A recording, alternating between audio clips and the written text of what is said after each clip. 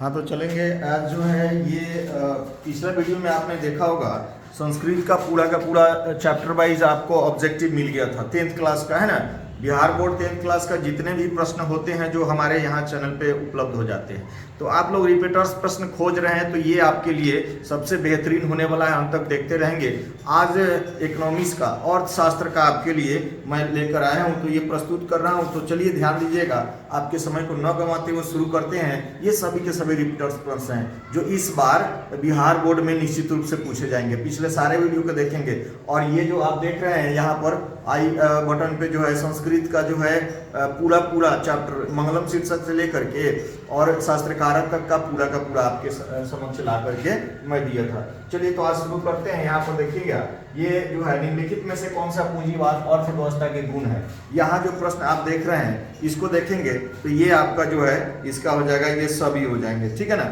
और ये पूरा का पूरा जो है ये होने वाले हैं। चलिए तो मतलब दूसरा जो प्रश्न आपके सामने लाया जाएगा वो ध्यान देंगे। दूसरा प्रश्न आपका क्या है कि चलिए ध्यान देंगे, निम्नलिखित में से कौन सा पूंजीवादी अर्थव्यवस्था का जो है ये दोष है, ठीक है ना।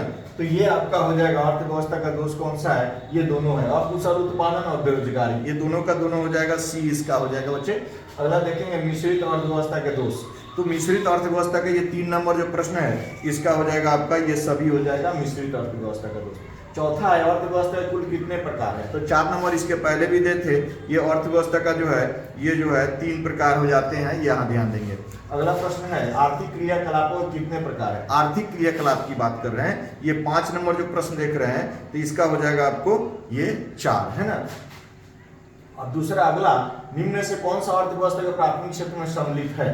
तो ये कौन सा है, सेवा क्षेत्र, औद्योगिक क्षेत्र, कृषि क्षेत्र में से कोई नहीं। यहाँ जो 6 नंबर का जो प्रश्न है जो आप लोगों को पहले भी बताया गया है, तो ये आपका हो जाएगा, इसका हो जाएगा कृषि क्षेत्र जो है प्राथमिक क्षेत्र कहे जाते हैं। दूसरा है कृषि क्षेत्र को प्राथमिक क्षेत्र में सम्मिलित है, किस क्षेत्र को प्राथमिक क्षेत्र में, तो ये किस क्षेत्र को प्राथमिक क्षेत्र, कृषि क्षेत्र ही कहा जाता है बच्चे। तो कृषि क्षेत्र हो, औद्योगिक क्षेत्र हो गया, और औद्योगिक क्षेत्र में आप द्वितीय क्षेत्र हो जाएगा, सेवा क्षेत्र आपको तृतीय क्षेत्र में आ जाएगा। तो अगला देखेंगे भारत में योजना आयोग गठन कब किया गया था। ये 8 नंबर प्रश्न है, योजना आयोग गठन, तो ये आपको 15 मार्च 1950 को, है ना। और ये जवाहरलाल नेहरू, चूंकि इसके अध्यक्ष जो होते हैं प्रधानमंत्री होते हैं, इनमें से किस देश में मिश्रित अर्थव्यवस्था है। तो मिश्रित अर्थव्यवस्था जैसा कि आपको मालूम है, मिश्रित अर्थव्यवस्था हमारे ही भारत की है। दूसरा जो है यहाँ साम्यवाद, समाजवाद और पूंजीवाद सभी मिश्रित है ना। इनमें से किससे पिछड़ा राज्य कहा जाता है। तो पिछड़ा राज्य तो मालूम है बिहार को ही कहा जाता है। अगला प्रश्न, भारत में सेवा क्षेत्र को सामान्यतः कितने भागों में बांटा जा सकता है। तो सेवा क्षेत्र को कितने भागों में बचे। तो सेवा क्षेत्र को जो है हम देखेंगे ये दो क्षेत्रों में बांटा जाता है। अगला, भारत में पहली पंचवर्षीय योजना की अवधि कौन सी है। तो पहली पंचवर्षीय योजना की जो अवधि है ये बी नंबर का हो जाएगा आपका, ये 1950 से 55, चूंकि यह जो है जब देश आजाद हुआ 47 में, उसके बाद का पहला है ना। अगला देखेंगे, ये संपूर्ण क्रांति का नारा किसने दिया था। संपूर्ण क्रांति का तो जानते ही हैं, जयप्रकाश नारायण की बात करेंगे। और मनरेगा के अंतर्गत ग्रामीण मजदूरों को साल में कम से कम कितने दिनों के लिए रोजगार देने की व्यवस्था है। तो ये 100 दिनों की होती है बच्चे। अगला देखिए, ये सारी के सारे जो प्रश्न आप देख रहे हैं ये सभी रिपीटर्स प्रश्न है जो बार बार पूछे जाते हैं। अब आपको अगला प्रश्न को ध्यान देंगे। अगला प्रश्न आपका जो है 18 राष्ट्रीय आय की बात करेंगे, है ना।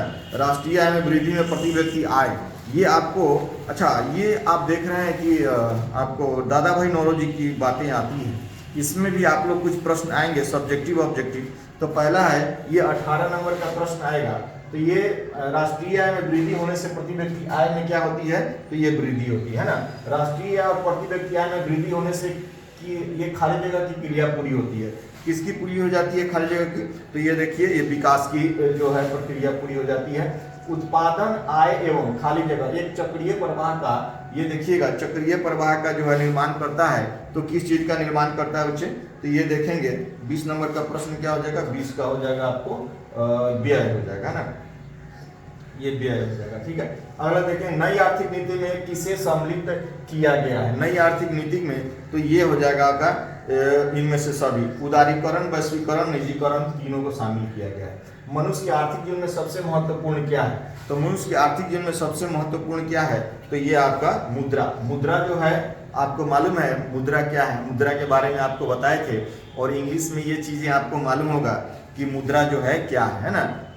आपको पता होगा कि शहद से भी मीठा और सूर्य के प्रकाश से भी चमकीला जो है क्या है, ये आपको money money money brighter then sunshine sweeter than Honey, ये आपको उसमें लिखा हुआ है। तो इंग्लिश में भी आप ऊपर में अगर पूछ जाए मुद्रा के बारे में तो थोड़ा सा 3 लाइन आपको इंग्लिश में लिखना बेहतर रहेगा ना। मुद्रा का आविष्कार कहाँ हुआ था बच्चे? मुद्रा का आविष्कार जो है यहाँ देखेंगे, मुद्रा का आविष्कार जो है चाइना में है ना। ये आगे देखेंगे साख पत्र कितने प्रकार के होते हैं, 4 नंबर में देखेंगे साख पत्र कितने प्रकार के होते हैं, तो साख पत्र 8 प्रकार के होते हैं ना। आगे देखेंगे विनिमय के कितने रूप हैं, ये 5 नंबर प्रश्न है, विनिमय के कितने रूप हैं, तो विनिमय के 2 रूप है। कौन कौन से हैं बच्चे? तो एक होता है मौद्रिक प्रणाली और दूसरा है वस्तु विनिमय प्रणाली। अगला है मुद्रा का प्राथमिक कार्य कौन सा है? मुद्रा का सबसे महत्वपूर्ण कार्य प्राथमिक कार्य कौन सा होता है? तो ये विनिमय का माध्यम है ना, लेन देन हम लोग खरीद बिक्री करते हैं ना, उसका माध्यम है। आधुनिक विश्व में उद्योग मुद्रा रूपी वस्त्र धारण किए हुआ है, यह कथन किसका है? ये 7 नंबर प्रश्न जो देखेंगे ये प्रोफेसर पीगू महोदय का है ना, प्रोफेसर पीगू महोदय। यदि मुद्रा हमारी अर्थव्यवस्था का हृदय में तो रक्त प्रवाह अवश्य है, यह कथन किसका है? ये 8 नंबर प्रश्न का जवाब देंगे तो 8 नंबर प्रश्न का हो जाएगा आपको, ये ट्रेस्कॉट महोदय ने कहा था, ये ट्रेस्कॉट महोदय ने।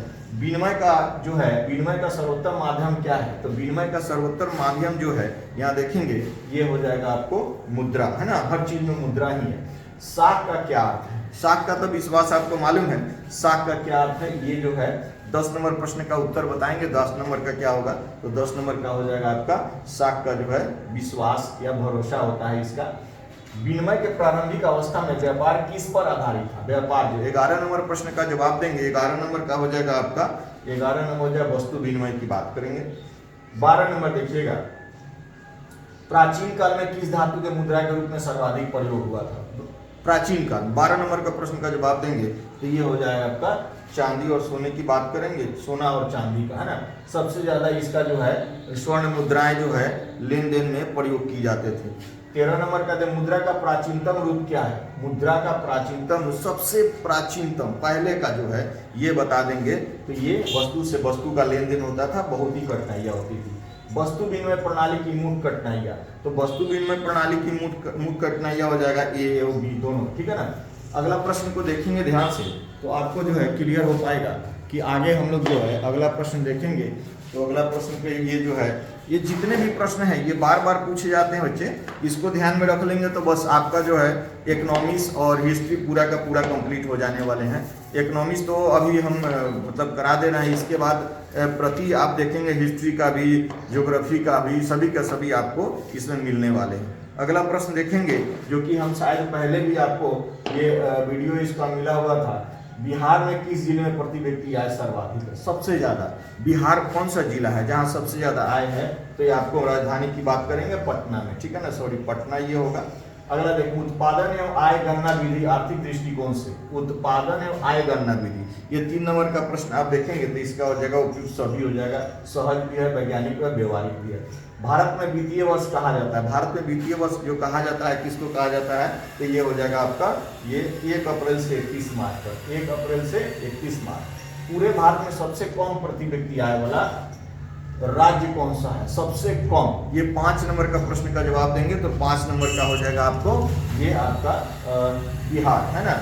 ये जो है भारत में सबसे, देखिए आपको मालूम होगा कि बीमारू राज्य की श्रेणी में नंबर 1 पर है BIMARU, तो BI से बिहार, M से आप देखेंगे मध्य प्रदेश, R से जो है राजस्थान, U से उड़ीसा, उत्तर प्रदेश में थोड़ी सी बातें हो जाती है, कभी इसमें कभी उसमें दिया जाता है ना।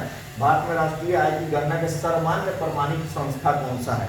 तो आप 6 नंबर का जवाब देंगे, ये 6 नंबर का हो जाता है ये इसका CSO, केंद्रीय सांख्यिकी संगठन, सेंट्रल स्टैटिस्टिकल ऑर्गेनाइजेशन है ना। राष्ट्रीय आय का अर्थ क्या है? 7 नंबर का जवाब देंगे, 7 नंबर हो जाएगा आपका ये D हो जाएगा है ना। उत्पादन के साधनों की आय, राष्ट्रीय आय का सृजन होता है, किससे होता है? राष्ट्रीय आय का सृजन 8 नंबर का जवाब देंगे तो 8 नंबर का ये आपका हो जाएगा उत्पादक के क्रियाओं के द्वारा। अगला देखें राष्ट्रीय आय में सम्मिलित रहती है, 9 नंबर का जवाब देंगे क्या सम्मिलित रहती है? तो ये हो जाएगा आपका ये A और B दोनों हो जाएगा। चूंकि जो है घरेलू उद्योग किया है, विदेशों से प्राप्त है, दोनों मिक्सअप रहता है ना। भारत की राष्ट्रीय आय का सर्वप्रथम अनुमान लगाने वाला, जैसा कि आपको बताए थे, ये प्रश्न जो है आपको 10 नंबर का जो है 10 नंबर का प्रश्न जो है आपको ये आपको बताए थे दादा भाई नौरोजी ने, और ये पहला जो है यही व्यक्ति थे। 2012-13 में भारत की प्रति व्यक्ति आय औसत आय कितनी, 11 नंबर का जवाब देंगे तो ये हो जाएगा आपका ये डी नंबर है ना। अगला है यहाँ पर देखेंगे कि 12 नंबर का आपको देखेंगे यहाँ पर वास्तविक राष्ट्रीय आय वार्षिक शुद्ध उत्पादन का वह मान्य है जिसका उस वर्ष में प्रत्यक्ष रूप से उपभोग किया जाता है। आय की यह परिभाषा किसने दी, ये 12 नंबर का जवाब देंगे तो ये हो जाएगा आपका डी, इनमें से कोई नहीं। दादा भाई नौरोजी के अनुसार 1800 में भारत की प्रति व्यक्ति आय वार्षिक आय कितनी थी, ये 20 रुपए, आपको मालूम होगा। दूसरी बात, किसी राज्य के नागरिकों की जीवन स्तर पर निर्भर करता है, किस चीज पर निर्भर करता है, 14 नंबर का देखेंगे तो ये हो जाएगा आपको शुद्ध राज्य घरेलू उत्पाद पर। राज्य घरेलू उत्पाद का आकलन किया जाता है, किस चीज पर किया जाता है, 15 नंबर का देखेंगे तो ये 15 नंबर का होगा आपको जो है 15 नंबर का हो जाएगा आपको ए दोनों वर्तमान मूल्य पर भी और स्थिर मूल्य पर, यानी सी इसका आंसर हो जाएगा दोनों। बिहार में आय में सर्वाधिक योगदान होता है किस चीज का, तो आपको मालूम है 16 नंबर का जो है ये आपका बी हो जाएगा, क्योंकि यह जो है कृषि पर ही डिपेंडेंट है पूर्ण रूप से। बिहार में किस जिले की प्रति व्यक्ति आय सबसे कम है, जिला तो आप नंबर 1 पे सबसे ज्यादा वाला पटना हो जाता है, लेकिन यहाँ सबसे कम वाला हो जाएगा आपको ये शिवहर हो जाएगा है ना। अगला प्रश्न देखेंगे बच्चे, ये पूरा का पूरा कंप्लीट देख लेंगे, इसको कंप्लीट होते होते जो है पूरा का ये जो है, इससे अलावा ये जो मुद्रा तक का ये 5 जो चैप्टर है इसमें से सभी के सभी आपसे पूछे जाएंगे। देखिए यहाँ पर आर्थिक क्रियाओं का उद्देश्य क्या है, तो सबसे पहले ध्यान देंगे आर्थिक क्रियाओं का उद्देश्य क्या है, तो जीविकोपार्जन है ना, मनोरंजन नहीं, जीविकोपार्जन है ना, जीविकोपार्जन जो है हम लोग का मतलब भरण पोषण होता है। भारत की आर्थिक व्यवस्था है तो कैसी है भारत की आर्थिक व्यवस्था, तो अच्छे मिश्रित है। एक समाजवादी अर्थ में सर्वाधिक बल दिया जाता है, किस चीज पर दिया था, 17 नंबर का देखेंगे तो ये हो जाएगा आपका 17 नंबर का हो जाएगा लोक कल्याण पर, ठीक है ना। आगे देखेंगे सामान्यतः किसी देश के विकास का स्तर किस आधार पर निर्धारित किया जाता है, तो ये 18 नंबर का हो जाएगा आपको 18 नंबर का ध्यान देंगे तो ये हो जाएगा आपका इनमें से सभी हो जाएगा, साक्षरता भी हो जाएगा, प्रति व्यक्ति आय, स्वास्थ्य की स्थिति, ये सभी हो जाएगा। भारत के पड़ोसी देश में किस देश की प्रति व्यक्ति आय सबसे अधिक है, हमारे पड़ोसी देश की बात करें तो ये जो है 19 नंबर का देंगे, 19 नंबर का हो जाएगा आपको ये 19 नंबर का हो जाएगा श्रीलंका की बात करेंगे। आप तो स्थिति गड़बड़ लेकिन पहले का है तो इसलिए आपको श्रीलंका ही देना होगा। जिस देश की राष्ट्रीय आय अधिक होती है उस देश को क्या कहते हैं, तो विकसित कहते हैं, सबसे ज्यादा विकासशील नहीं।